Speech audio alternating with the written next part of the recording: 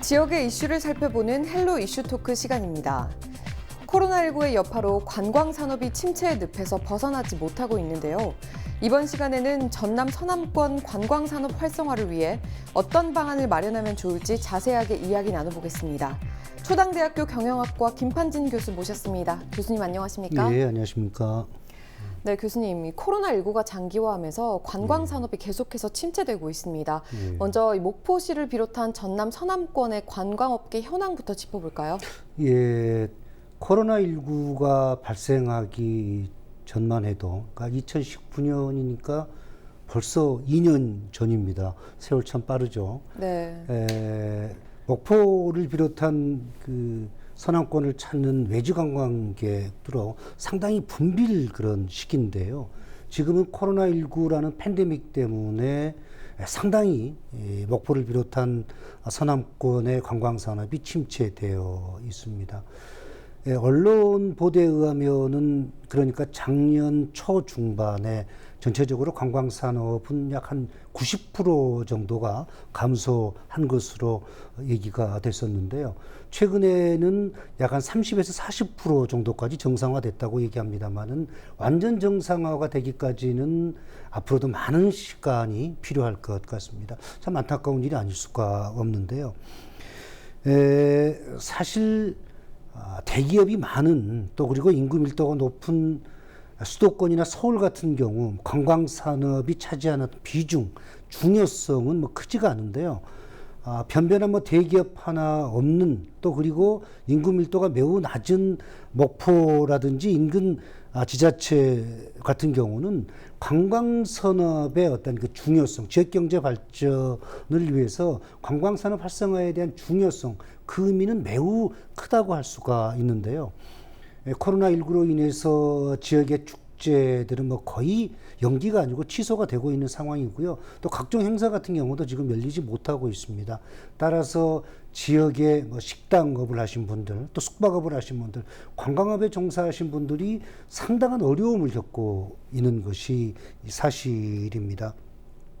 물론 전남 도나 시군 지자체에서 어려움을 겪고 있는 관광업에 종사하는 분들을 위해서 많은 그런 지원 또 혜택 정책적으로 여러 가지 그 다양한 것을 추진을 하고 있습니다만은 아직까지는 그분들이 원하는 만큼의 어떤 지원 혜택은 이루어지지 못하고 있는 것 같아서 참 안타까운 마음입니다. 네, 참 어려운 시기를 지나고 있는데 그래도 지난해 목포시가 대한민국 4대 관광 거점 도시로 선정되는 쾌거가 있지 않았습니까? 그때 이제 선정이 되면서 관광업계 활성화에 대한 기대감도 높아졌었는데 앞으로 이 목포시를 비롯한 서남권 이 관광 산업에 어떤 영향을 미치게 될까요? 목포시가 전국의 관광 거점 도시로 선정이 되었는데요.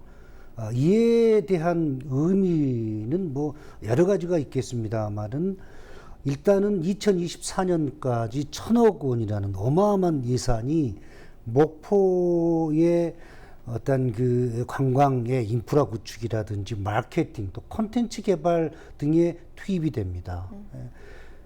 이와 같이 1,000억이라는 어마어마한 예산이 목포권, 목포 지역의 관광산업의 활성화를 위해서 투자된다고 하는 것은 그 이익이나 혜택이 목포시에게만 주어지는 게 아니고 가까운 신안군이라든지 무안, 영암, 해남, 진도, 완도까지 다 긍정적인 영향을 미칠 수밖에 없거든요. 따라서 이를 통해서 2024년까지 관광객 1,500만 시대 내국인 관광객 그리고 외국인 관광객 50만을 목표를 하고 있습니다. 명실공히 목포는 글로벌의 어떤 목포 관광을 지금 계획을 하고 있습니다. 제가 서남권 지자체들의 어떤 경제 협력, 경제 통합과 관련해서 얘기를 했을 때요. 가장 우선적으로 실행을 해야 될 사업이 바로 관광 사업이다라고 말씀을 드렸었는데요. 국내뿐만 아니라 세계적으로도 인근 지역 간의 어떤 상생 협력과 관련해서 가장 먼저 관광 산업 얘기하고 있거든요. 따라서 관광산업이라고 하는 것은 어떤 한 지역에 미치는 것이 아니고 그 영향이 인근 거의 모든 지자체에 영향을 미치기 때문에 목포시의 4대 거점 관광도시 선정은 우리 지역의 관광산업, 서남권 지역의 관광산업 활성화를 위해서 매우 중요한 영향을 미칠 수밖에 없다라고 말씀을 드리고요. 목포시의 관광정책을 살펴보면은 물론 전라남도도 마찬가지입니다만 상당히 공격적인 것 같아요. 그래서 사막도의 뭐 낭만포차, 목포 낭만포차라든지 또 유람선을 운항을 하고 있고요. 또 평화광장의 바다 분수 앞에 또 바다 무대를 설치를 하고요. 또 뭐 스카이워크라든지 또 데코를 설치를 해서 또 바다 위를 걸을 수 있는 그런 경험을 할 수 있는 체험을 할 수 있는 여러 가지 그런 하드웨어적인 뿐만 아니라 소프트웨어적인 그런 부분에 있어서도 상당한 적극적인 행정을 펼치고 있는데요.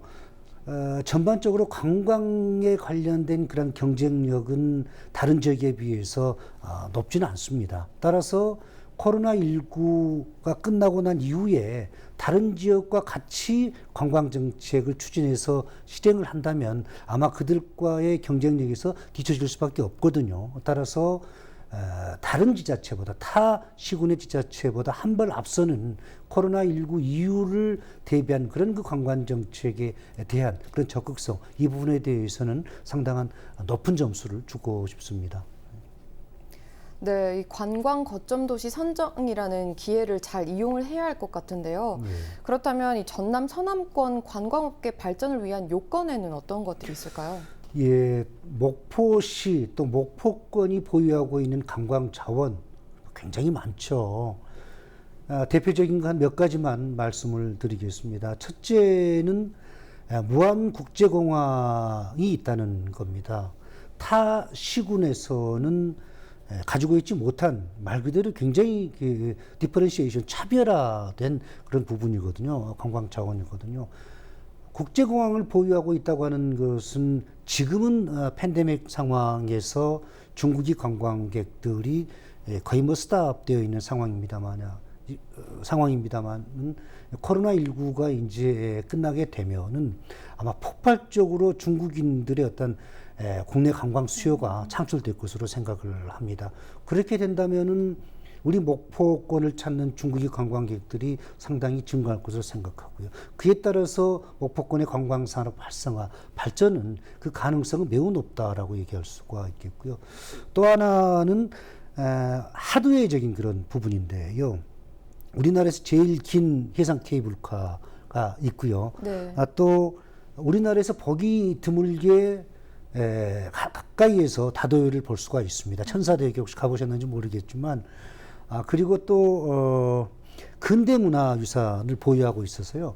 과거와 현재의 문화를 경험할 수 있게 되어 있습니다. 또한 목포는 맛의 도시라고 그래가지고요. 또 다양한 또 음식이 제공이 되고 있습니다. 이와 같은 어떤 하드웨어적인 부분 또한 소프트웨어적인 부분에 있어서 다른 지역과 분명히 차별화가 이루어지고 있고요. 이 셋째는 지금의 상황에서는 상당히 중요하게 작용을 할 건데요. 목포권의 관광산업 활성화 관련해서요. 얼마 전에 한국섬진흥원 유치가 목포가 이제 확정이 됐죠. 그렇게 된다면은 우리나라의 어떤 섬의 정책, 섬에 대한 예산이 우리 목포권에 집중될 수밖에 없는 거고요. 또 섬의 날 국가기념일 제정으로 인해서 국민들에 대한 섬에 대한 관심도가 상당히 높아졌거든요. 또한 요즘에 그 국민들의 어떤 관광, 있다면 힐링을 많이 생각하고 있습니다. 따라서 이와 같은 한국섬진흥원 유치로 인한 섬에 대한 그런 어떤 성관광의 활성화는 우리가 예상하고 있는 것보다 훨씬 높을 것으로 생각을 합니다.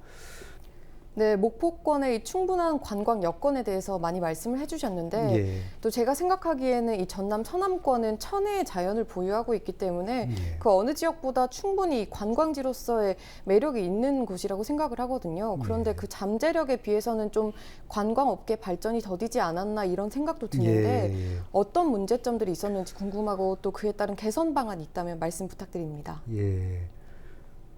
조금 전에 말씀드렸습니다마는 우리 목포권의 관광산업 활성화를 위한 모든 조건들은 충분합니다. 외국인 관광객, 그러니까 중국인을 포함한 외국인 관광객이나 국내 관광객들의 어떤 유인 요건은 충분히 조건을 갖추었다고 생각을 하는데요. 관광산업의 발전, 관광산업의 활성화는 어떤 하드웨어적인 그런 부분만 가지고는 안 됩니다. 친절과 서비스 같은 보이지 않는 소프트웨어적인 부분도 매우 중요하거든요. 예. 다행스럽게도 뭐 관광업에 종사하신 분들이라든지 지역 주민들도 이제는 어떤 소프트웨어적인 그 중요성, 친절과 서비스에 대한 중요성의 인식 수준이 상당히 이제 높다 보니까 외지 관광객을 맞이하는 그런 그 마음의 자세가 분명히 업그레이드 되는 것은 사실입니다. 그렇지만은 지역 언론에 나와 있는 그 기사를 보고 제가 깜짝 놀랐었습니다만은 우리 목포를 찾는 외지 관광객들이 목포에 대한 좋지 않은 이미지 첫 번째가 바로 바가지 요금이란 거 이렇게 네. 기사 내용을 봤습니다만은 물론 일부일 겁니다. 대부분의 식당업에 종사하신 분들, 또 숙박업에 종사하신 분들, 또 업주분들은 어떤 바가지 요금, 또 외지 관광객들이 눈살을 찌푸릴 정도의 그런 그 서비스라든지 이런 부분은 제공하지 않을 것으로 생각을 하는데요. 네. 일부분인데도 왜 이게 중요하냐면요. 우리가 마케팅에서는 뭐 입소문 마케팅, 뭐 구전 마케팅이라고 그러는데요. 예를 들어서 서울에 거주하고 있는 40대의 직장인 여성분이 목포를 이제 여행한다고 했다고 그랬을 때 네. 목포에 와서 기분 좋게 해상 케이블카를 타고 천사대교도 방문해 보고 또 음식점에 갔는데 기대하는 그 이상의 음식이 제공되고 가격도 아주 합리적인 그러한 것을 경험을 해서 만족하게 된다면 이제 서울로 올라가서 주위 사람들에게 지인분들에게 목포에 대한 굉장히 좋은 이미지를 얘기를 하게 될 겁니다. 그러면 그 얘기를 들은 주위 분들이 목포에 대한 그러한 가고 싶은 마음이 생기게 되고 결국은 목포의 관광 활성화에 상당히 도움이 될 것으로 생각을 합니다. 따라서 우리 목포는 하드웨어적인 부분은 어느 정도 지금 갖추었다고 생각하는데요. 이와 같은 조금 눈에 보이지 않는 우리가 조금 더 노력해야 되는 친절과 서비스 또 어떤 가격적인 그런 부분, 소프트웨어적인 부분에 있어서 조금 더 신경을 써야 되지 않을까 생각을 합니다. 네, 하드웨어적으로 충분한 여건을 갖췄기 때문에 그에 맞게 좀 서비스적인 측면, 이미지 개선이 중요하다 이런 말씀이신 거죠? 네, 그렇습니다. 네, 그리고 저희가 이제 서두에도 얘기를 나눴지만 아무래도 코로나19 상황이 길어지면서 좀 특수한 상황이잖아요. 예. 앞으로 이 서남권 관광 활성화를 위해서 조금 더 실질적인 대책이 필요할 것 같은데 이 부분 어떻게 보시나요? 예, 솔직히 말씀드려서 해상 케이블카가 개통이 되기 전까지는 관광 목포를 추구했습니다마는 목포를 대표할 수 있는 관광 랜드마크가 사실 없었거든요. 관광 랜드마크가 있는 거하고 없는 거하고 관광객을 유인하는데 굉장히 큰 차이가 있는데요. 예를 들어서 관광은 상징성입니다. 프랑스의 에펠탑이라든지 그리고 또 샌프란시스코의 금문교, 뉴욕 맨하탄의 자유의 여신상, 또 우리 요즘에 핫한 그런 관광지, 우리나라 제1의 그 관광지라고 하죠. 젊은이들이 가장 많이 찾는 여수의 밤바다. 네. 이렇게 각 지역마다 그 지역을 대표하는 어떤 상징성이 있어야 되는데 지금까지는 우리 목포권의 어떤 상징성, 랜드마크라고 얘기할 수 있는 그런 상징성이 없었는데 이제는 많이 그런 걸 보유하고 있습니다. 그런데 많은 분들이 특히 목포 분들이 왜 우리가 이렇게 많은 관광자원을 보유하고 있는데 아직까지도 관광산업이 활성화되지 못하고 있느냐 얘기를 해요. 목포에는 유달산도 있고 사막도도 있는데 왜 관광 목포가 이루어지지 못하고 있느냐 얘기를 하는데요. 사실 우리 목포 시민들에게 있어서 유달산이 의미가 있고 중요하고 또 사막도가 의미 있는 거지. 뭐 외국인 관광객들이나 외주 관광객들에게는 유달산이나 사막도는 자기들 동네에 있는 하나의 산에 불과합니다. 따라서 이제는 목포를 대표할 수 있는 관광 랜드마크를 보유하고 있기 때문에 이제는 처음으로 목포권을 찾는 그러한 관광객들이 교통 체증을 경험하거나 또 어떤 불편한 어떤 숙박시설이라든지 또 바가지 요금 그리고 또 불친절 같은 그러한 것을 경험하게 된다면 앞으로 관광 목포, 관광산업의 활성화는 연하다고 생각을 하거든요. 따라서 이제는 관광의 어떤 정책이 좀 지금까지와는 다른 그런 방향에서 접근을 해야 되지 않을까 생각을 합니다. 지금과 같은 어려운 상황에서 탁 꼬집어서 관광산업 활성화를 위해서 적극적으로 행정을 펼쳐야 되고 많은 예산을 투입해야 된다라고 얘기를 하면 무슨 소리냐. 관광산업만 중요하냐. 그 외에 다른 산업도 지역경제 활성화를 위해서 매우 중요하는데 너무 일방적이지 않냐라고 말씀하신 분도 계시겠지만요. 현재 새로운 일자리를 창출하는 데 있어서 관광산업이 전 세계적으로 4분의 1을 차지합니다. 네. 또 관광산업의 80% 이상이요. 중소기업이 종사되어 있습니다. 거기에 뭐 여성이라든지 노인이라든지 청년이라든지 이러한 일자리 창출을 하고 있는 대표적인 산업이 관광산업이거든요. 따라서 이제는 다른 산업도 중요하지만은 우리 목포권 같은 이런 재정이 열악한 지자체에서는 관광산업 활성화를 위해서 또 새로운 그런 정책의 방향성의 어떤 설정이 필요한 시점이라고 생각을 합니다. 네, 많이 어려운 시기이긴 합니다만 이 관광 산업에 소홀히 하면 안 된다 이런 말씀을 해주셨는데요. 그렇습니다. 그렇다면 교수님께서는 앞으로 이 전남 서남권의 관광업계 어떻게 전망하시는지 궁금합니다. 예, 사실 관광객을 유인한다고 하는 것은 우리가 그분들에게 어떤 것을 주어서 그분들이 만족감을 보이는 것이 아니고 그분들의 마음을 어떻게 움직이게 할 것인가. 그들의 그 방문 목적을 충분히 만족시킬 것인가에 포커스가 맞춰져야 되거든요.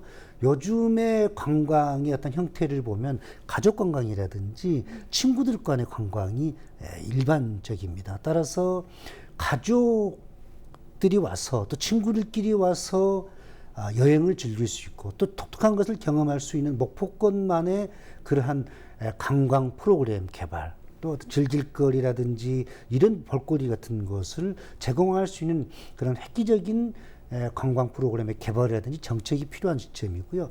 제가 이 시간을 통해서 좀 말씀드리고 싶은 것은요. 사실은 제가 원도심 활성화 관련해서도 이 부분은 굉장히 강조했던 부분인데요. 정책 기반자분들은 이거를 좀 놓치고 있는 것 같습니다. 요즘의 관광은요. 젊은이들, 청소년들이 이끌고 있습니다. 따라서 젊은이들을 위한 그러한 그 관광 콘텐츠, 관광 아이템이 필요하고요.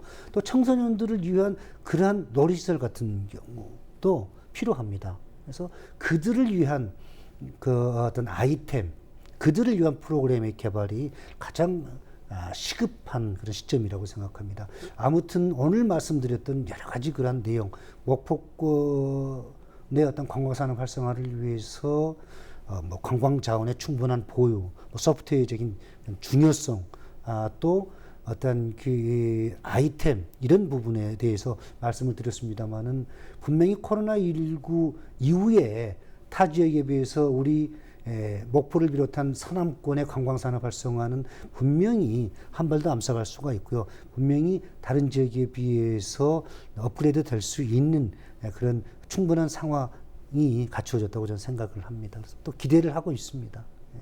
네, 교수님 말씀처럼 앞으로 긍정적인 전망 기대해 보도록 하겠습니다. 예, 감사합니다. 네, 오늘 전남 서남권 관광 활성화와 또 그 방안에 대해서 교수님과 많은 이야기 나눠봤는데요. 오늘 대화는 여기까지 하겠고요. 말씀 고맙습니다. 예, 고맙습니다. 코로나19로 어려움을 겪는 관광 산업에 대한 대책 마련이 절실해 보이는데요. 더 실질적인 전남 서남권 맞춤형 정책을 수립해 관광 산업 발전을 이끌어 나갈 수 있길 바라겠습니다. 지금까지 헬로 이슈 토크였습니다.